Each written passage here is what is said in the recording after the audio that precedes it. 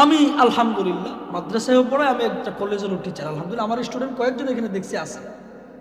আমি একজন কলেজেরও টিচার আলহামদুলিল্লাহ। আপনার সন্তানকে আপনি কলেজে পড়ান, ইঞ্জিনিয়ার বানান, আপনার সন্তানকে আপনি ডাক্তার বানান, আমি এটা আপনাকে না করছি না।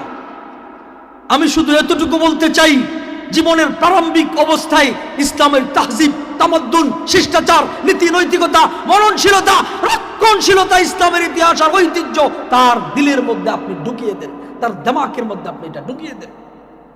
আপনি সকালবেলা খাইছেন মূলা, সারাদিন আপনি মাংস, পোলাও, আরো যা যা আছে, বুরানি টুরানি যা কিছু আছে সকল উন্নত খাবার খাইছেন। বিকালবেলা যদি ডেকুর আসে, কি আসবে ভাই বলেন? মূলা আসবে কিনা? এই জন্য আল ইলমু ফিস সিগর কান নকশি ফিল হাজার। আপনার ছোট বয়সে আপনার সন্তানকে আপনি কোরআন শিখাবেন, ইসলামী তাহজিব তামাদ্দুন শিখাবেন।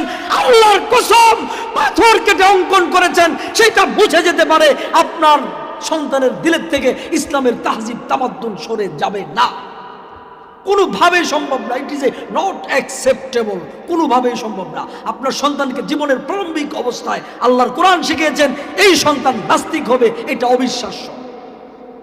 এই সন্তান নাস্তিক হতে পারে না। আপনার সন্তানকে আপনি ছোট বয়সে আল্লাহর কোরআন শিখাবেন, ইসলামের তাহজিব তামাদ্দুন শিখাবেন, হাফেজ বানান।